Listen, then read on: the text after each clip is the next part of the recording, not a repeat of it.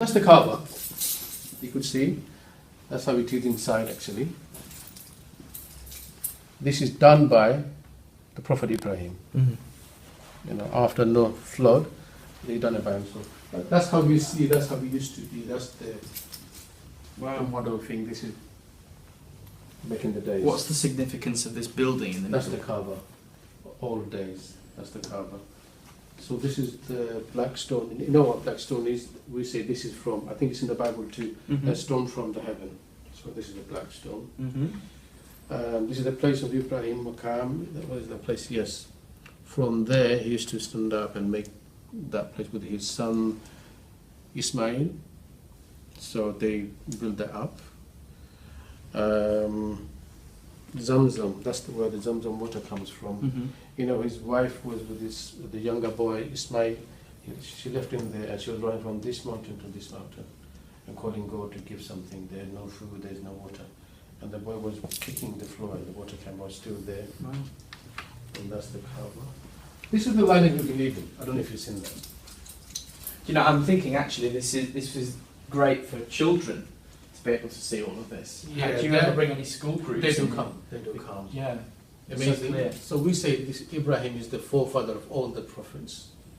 Okay. From him actually, there's two lineages. The Sarah is one of his wife, and Hajar is one of the wife.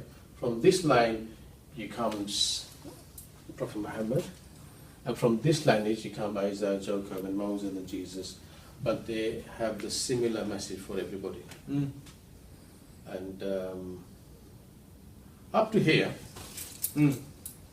the message, and down here, almost same. Yeah, absolutely. But apart from our Prophet Jesus, it's a bit different. Well, the connection is all with Abraham, really, with Christians and Jews and Muslims, isn't it? So if it's the Christian thing, how would you explain it? Obviously, because the Bible was written before the Quran came to earth, we don't have reference to Muhammad, but we do have this section up here. So it's really interesting to see it laid out, because that is pretty much identical to what we have in the Bible. But the line that we're missing is this one on the right-hand side, and down to Muhammad. So that's how we differ on that. Obviously, we have Jesus here, and that's where the Bible story ends, really. But that's really interesting to see that, beautifully laid out. And then Abraham at the centre of it all up here. Fantastic. Wonderful. One more thing I want to show you before we go. That's the last sermon of the Prophet. That's the last sermon he done. And that's the message for everybody. Well, it's very interesting, actually, because that has parallels with the Sermon on the Mount in Christianity, which is, you know, blessed are the poor and the peacemakers. So racial equality, social justice, fighting in our community for things that matter, economic equity. It's all about fairness, and it's all about dignity of people. So that's very powerful to see as well. I really like that.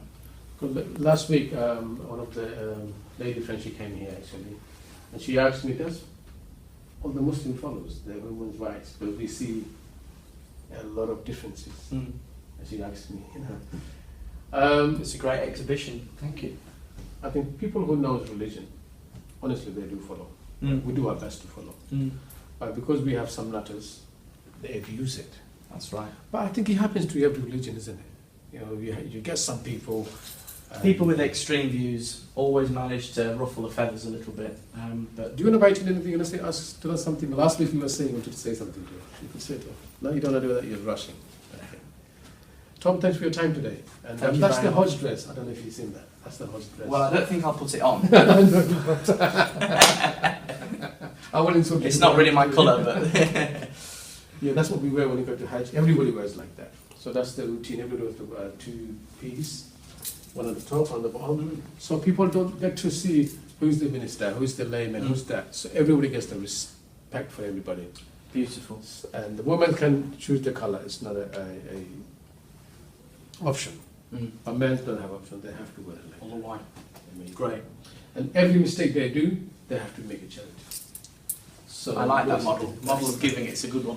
Anyway, thanks for that time. I'm sorry you got late.